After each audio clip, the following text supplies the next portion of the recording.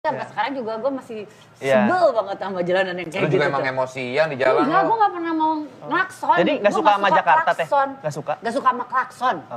Gue nggak usah jauh-jauh di depan komplek rumah gue. Lama banget. Gue cuma sebentar dong para ada tikungan bentar kan. doang. Gue ngantri belakang tuh, tin terus. Wah kacau. Gue buka pintu akhirnya.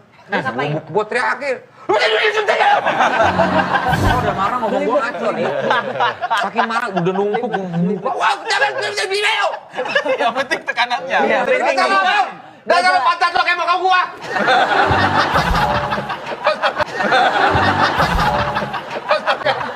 Pantat lo kayak muka gua.